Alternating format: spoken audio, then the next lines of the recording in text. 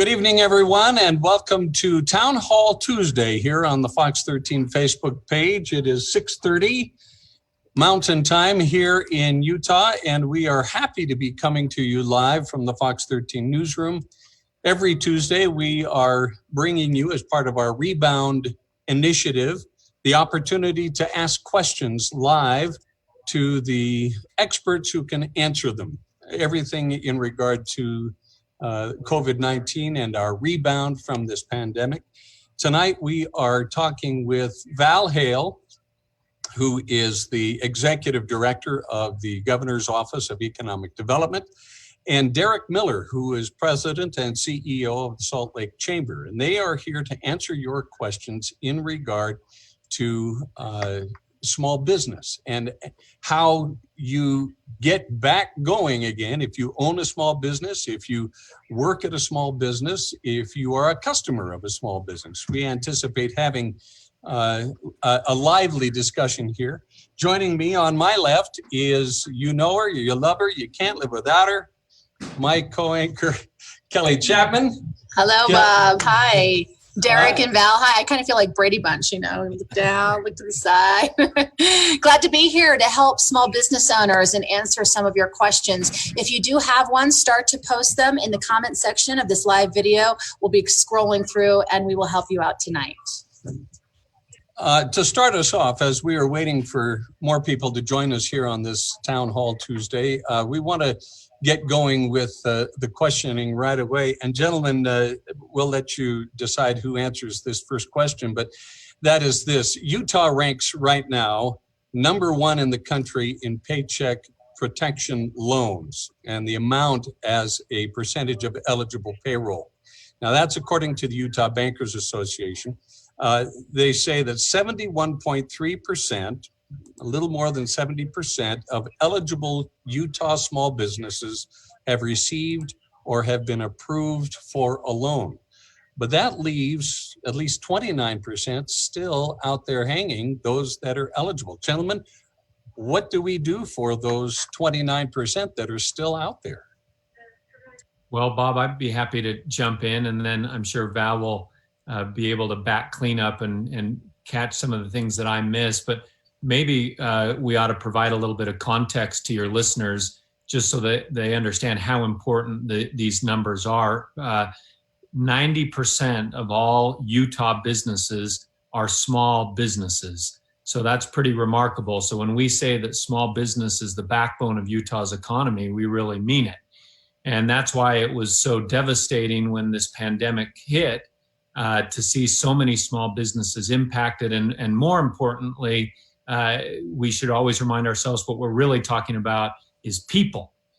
People who lost their jobs, people who were furloughed, people who were sole proprietors. So it's good news that Utah was #1. Over 43,000 Utah small businesses to the tune of about $5.5 billion were able to get those loans. And that's a credit to those small businesses. It's a credit to their lenders, their bankers, their credit unions who helped them, because there was really, we talk about a run on the bank.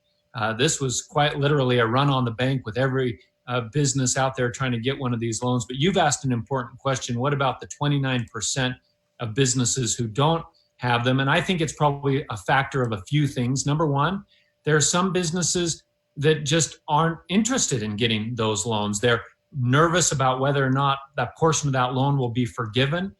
They're nervous about the paperwork that's associated with those loans. And we have a number of businesses who probably just don't even know about it yet. In some ways, that may be hard to imagine because we've been hearing about PPP loans so much on the news everywhere. But I'm always amazed. Maybe I shouldn't be, but I'm always amazed that there are so many things that we think everybody knows, but at the same time, they don't know, which means we've just got to be more vigilant, double our efforts to make sure that every business who qualifies, who's interested, actually has the opportunity, because there's still money available. They could still get it. It's not too late. I might just add that I think what Derek has said is exactly right.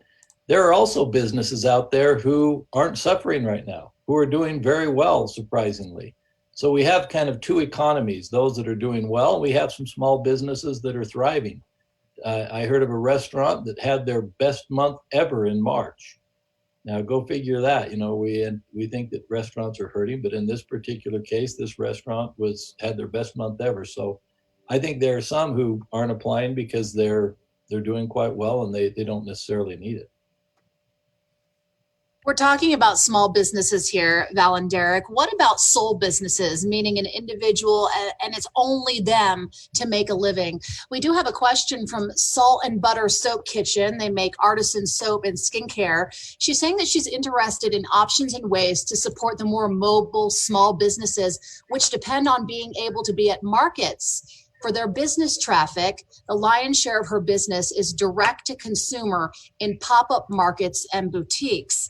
And the list keeps growing on different farmers markets and other fairs that are now canceled. What can those business owners do? Val, if it's okay, maybe I'll talk about the federal programs and you can talk about some great state programs that you run out of GoEd.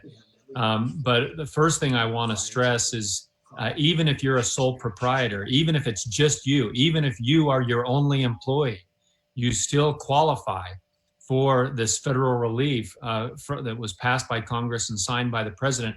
But I hear a lot of misunderstandings out there because we talk about it in terms of employees and people think, well, I don't have any employees. Yes, you do. You are the employee. And so you do qualify for these programs. The second part of the question with regards to farmers markets and direct to consumer, I am highly sensitized to this. Part of the Salt Lake Chamber is the Salt Lake Farmers Market. I'm pleased to be able to tell you that under new guidelines, the summer farmers market in Salt Lake City will be operational. It will not look the same as it has in past years, but like every business, we're innovating, we're figuring out how to make it work for the businesses as well as the consumers. And then lastly, I would just say directly to this point, we cannot keep our economy shut down forever.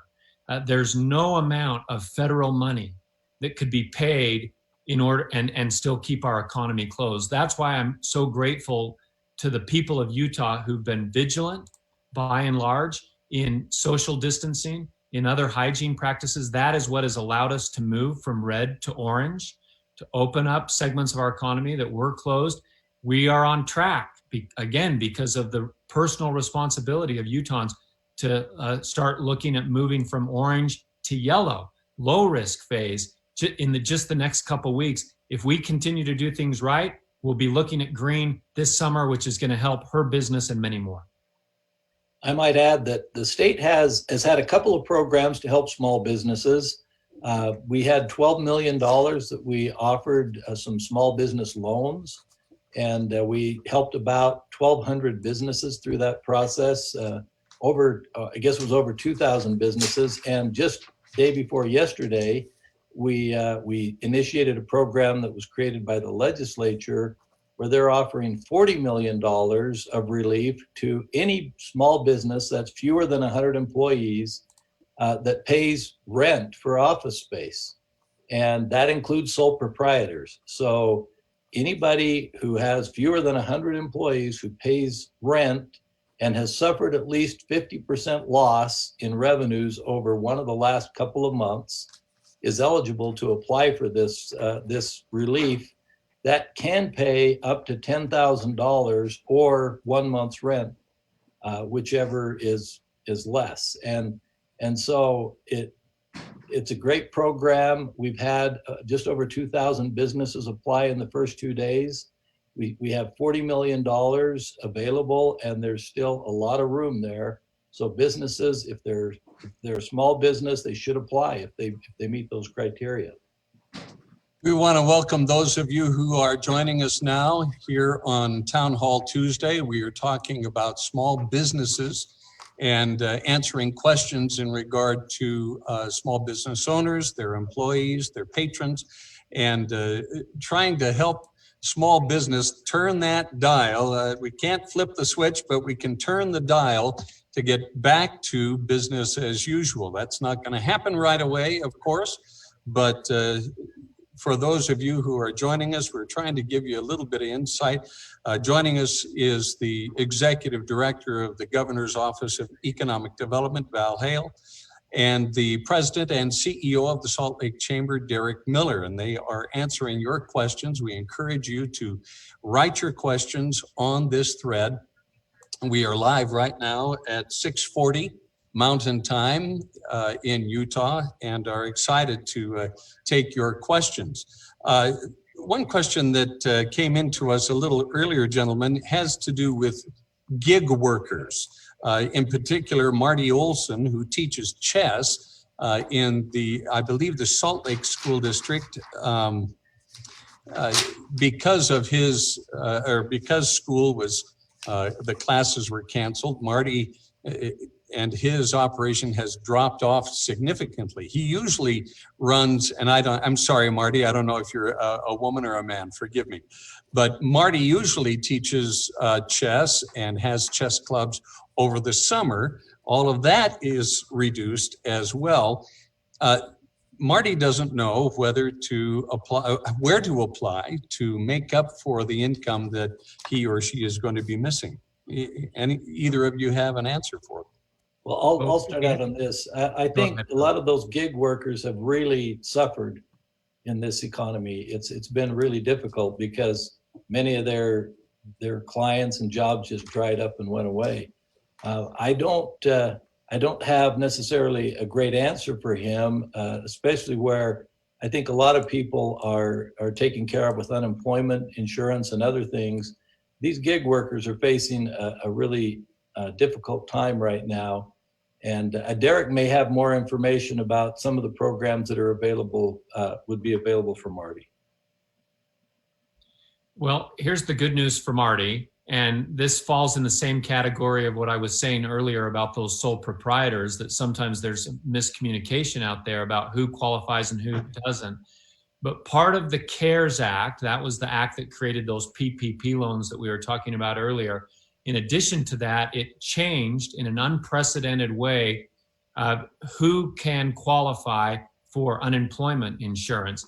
And for the first time ever, 1099 employees, those are independent contractors, gig workers, they do qualify. So Marty, the rest of you out there that are part of that gig economy, you go to the jobs.utah.gov. That's the website for the Department of Workforce Services. And there's a program there called Pandemic Assistance. So this is a slightly different application process than your traditional unemployment insurance. Pandemic assistance, if you're a 1099 independent contractor, if you're a gig worker, jobs.utah.gov. Go there, Marty. Don't wait, except wait for the next 18 minutes that we're on this town hall, then get online and apply. Derek, Val, thank you so much for the resources and information you're giving us so far. I'm going to combine two viewer questions right now. Chris Christensen is saying it's been helpful, referring to the government loans and state programs now put in place to help alleviate some financial pressures of business owners. But Chris is saying, worried about when it runs out. We are not busy. People are still not back to work and things are very slow. Next question comes from Matthew Hawkins, I think on everyone's mind though, however, what is happening with another round of stimulus for business owners? Derek, you take the second part of that.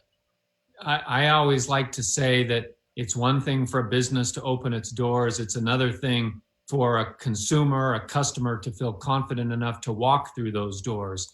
And Val's going to tell you a little bit about what he and his team at GoEd are doing with regards to consumer confidence. I'll take the second part of that question, which relates to a new round of stimulus. I don't even know what round we're on now. So it's not just a second, we're well beyond second round of stimulus.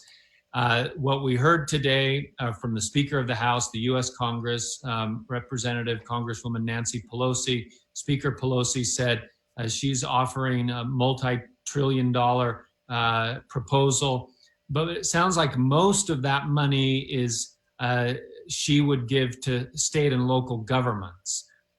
So it's unclear how much, if any, would go directly to businesses like we've seen with the earlier rounds. We know that it's going to take longer than Congress initially thought when they said we'll do 8 weeks worth. I think Congress needs to do a couple of important things, and we are advocating both of these with our congressional delegation. The first one is additional funding, but the second one, and it's equally important, is a longer period of time. What we're finding is even businesses who get those PPP loans, they're not necessarily busy enough, as you indicated, to bring back their employees all at once. So even though they have that funding to be able to pay their employees, they don't necessarily have enough work for them. And so what we want to see Congress do is expand that 8 weeks out to 12 weeks, maybe even further than that, out to 16 or 20 weeks, so that they can actually use the funding that they received. As Derek mentioned, this can't go on forever. We have to, at some point, get back to normal or semi-normal, and we're on our way that direction, I think. But one of the things that we have to have is consumer confidence. It doesn't matter if we throw the doors open and say, hey, the economy's open, everybody come and get it. If people don't have confidence that they can go someplace and be safe, they're not going to go. And so one of the things the legislature did in this last special session was create what's called HB 4001, which included some money to do a campaign, a marketing campaign designed to help build consumer confidence in Utah, designed to help people think first about Utah and feel comfortable about going back to stores and to restaurants and to helping businesses succeed. And I think that there are a number of components to that.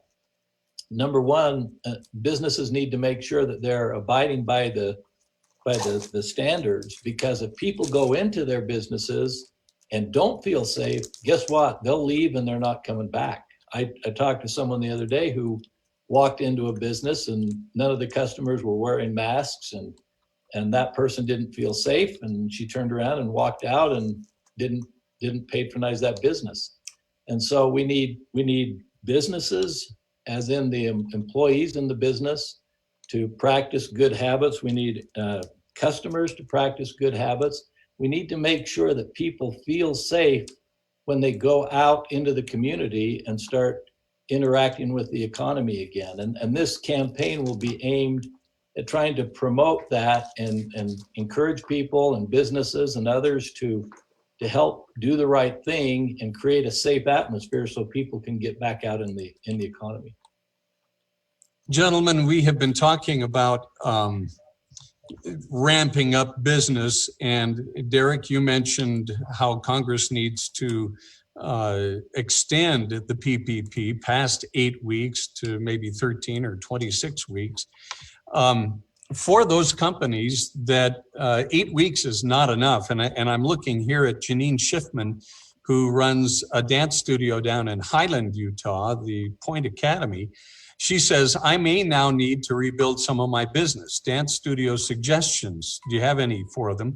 PPP only lasts 8 weeks. This will be a long process, being a service business and combating social distance. We survive off of full rooms of dancers. For those companies that have to scale their resurgence and their return to business as normal, can you identify some of the benchmarks that will help them to know at what point they can bring back this many more workers, or they can order this much more inventory, not just dance studios, but all kinds of businesses? Can you give us some benchmarks?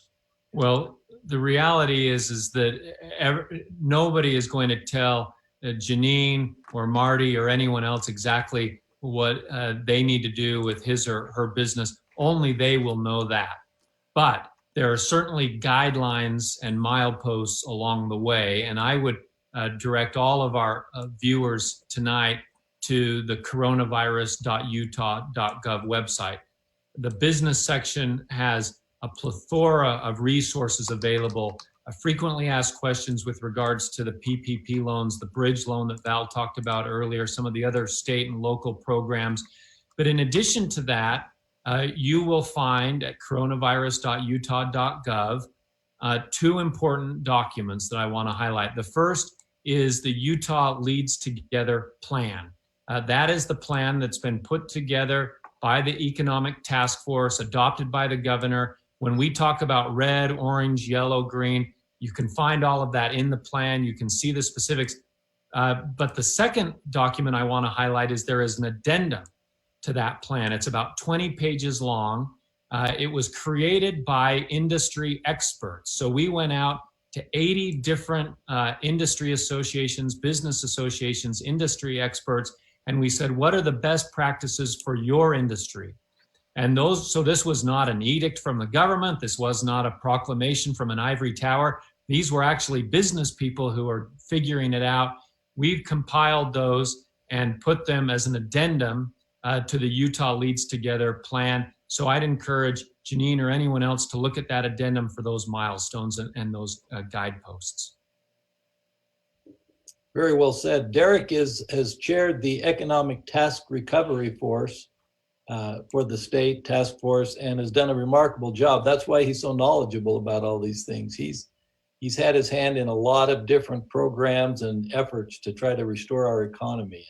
I just want to take a second and tip my hat to him and to all of the people that have had part in creating this amazing program.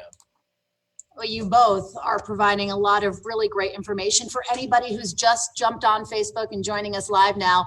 We're talking with Derek Miller with the Salt Lake Chamber and Val Hale, Executive Director of the Governor's Office of Economic Development. We're talking about small businesses, business owners out there that have questions on what to do right now during the pandemic. I got a question from Freddie Amaro. He's saying, how can a body shop get a loan other than the payroll loan?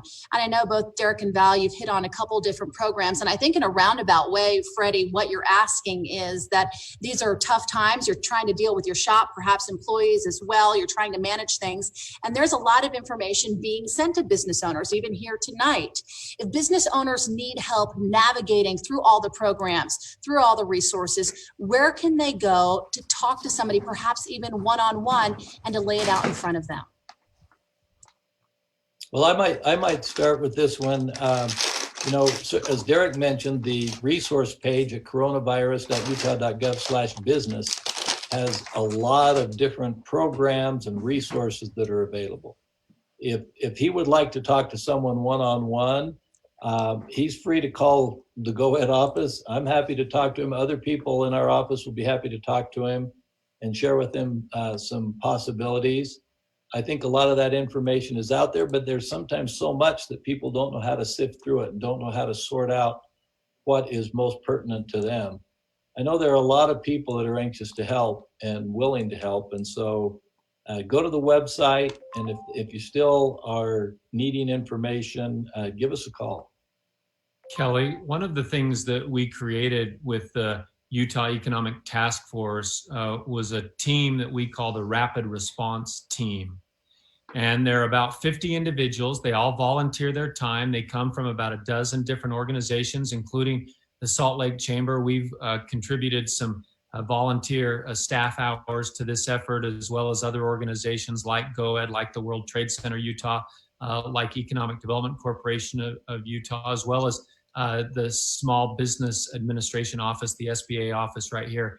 And again, as Val said, if you go to the business section of the coronavirus.utah.gov website, look specifically for Rapid Response Team.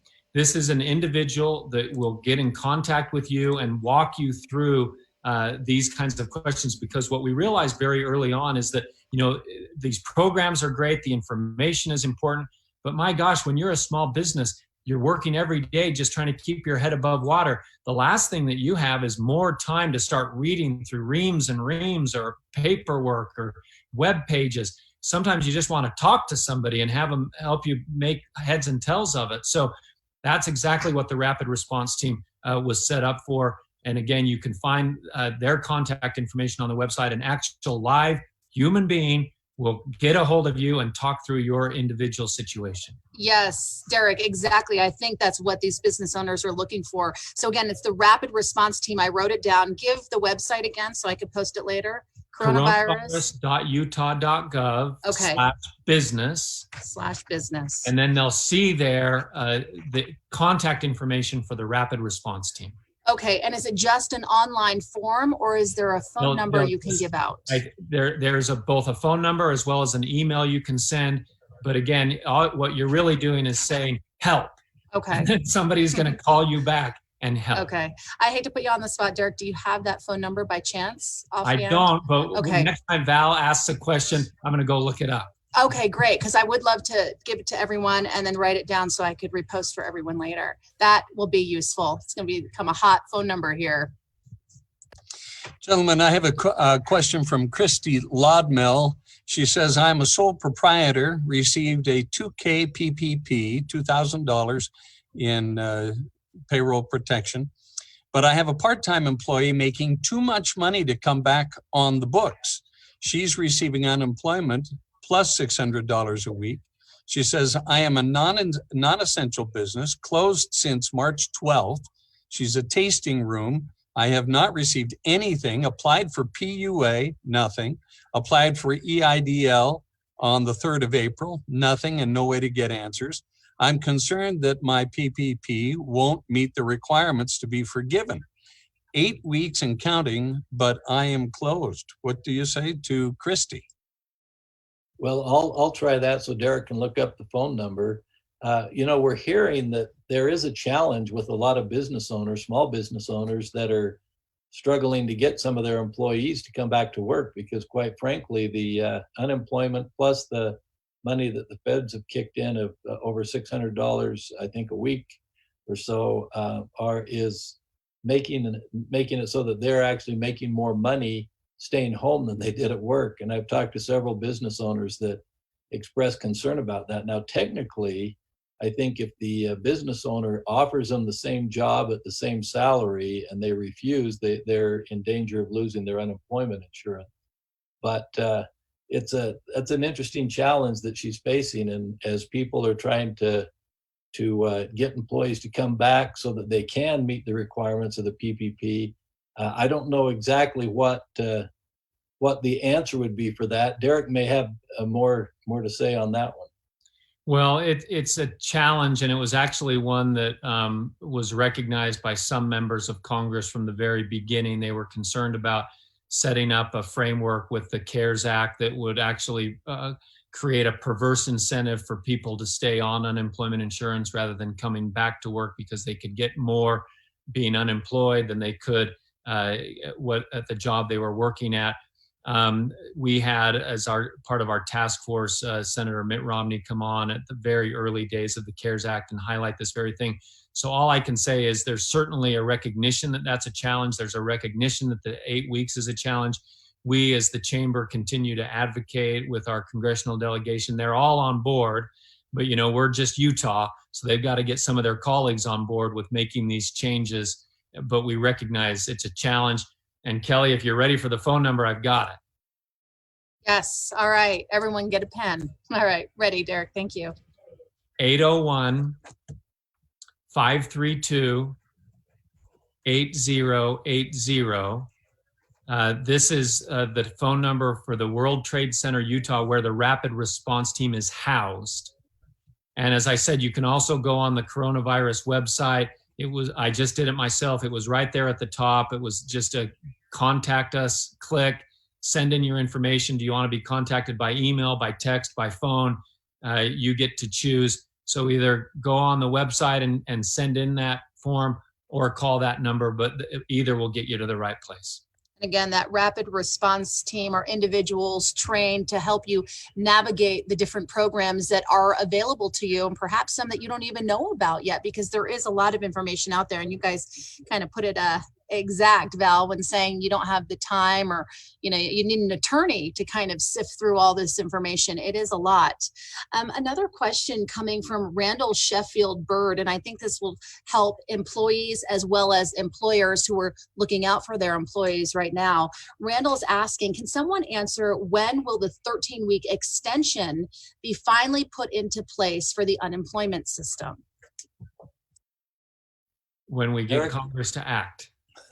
You've heard the phrase, it'll take an act of Congress. that will literally take an act of Congress. Gentlemen, Jennifer Bunker is saying that my business bank completely ignores me. Please advise on some local banks who would like to work with a tiny business like mine. She's a real estate brokerage, and she is the only person working for herself. Thank you very much. Jennifer Bunker has that question. You know, Bob, we've heard that from a number of small businesses, and it's really heartbreaking to think about it because, as we said at the beginning of this program, there's money still available. And yet we're finding it not all the time. I mean, certainly the fact that Utah's #1 and we've got 43,000 businesses who found them, that doesn't help this small business that wasn't able to find them. I sound like a broken record here, but again, if you go to coronavirus.utah.gov, we have a list of lenders who can help you. That's why we put everything on this one-stop shop website. You'll find as well there a list of lenders who are ready to help small businesses. I might add that, we all hear the stories about the entrepreneur who can't get anybody to pay attention to him or her. And then finally their business starts to take off after one bank or one entity gets behind them and supports them, and they're loyal customers with that bank for the rest of their lives. So I would encourage her to keep searching, find a bank that works with you, and then reward them for their help that they offer when nobody else will. Gentlemen, we have time for one more question, and Kelly, I'm going to give you the honors. You know, we've really covered quite a bit. You know, a lot of these business owners are kind of thinking the same and have the same concerns and worries right now. So some similar questions. I think I would just ask both of you, Val and Derek, what are some final kind of words of advice, inspiration for these business owners who are sitting there over top of their books, still trying to figure out, how am I going to make ends meet? How am I going to get through this? I don't want to close down, but you know, with everything that's going on and the expectations and some of the estimations on when things could return to normal, it could be very frightening to business owners right now. What would you tell them? Derek, I'll go first on this one. I think there's no easy answer here. There's a lot of pain and a lot of suffering. I guess the light at the end of the tunnel is that Utah's economy was the best in the nation before this happened.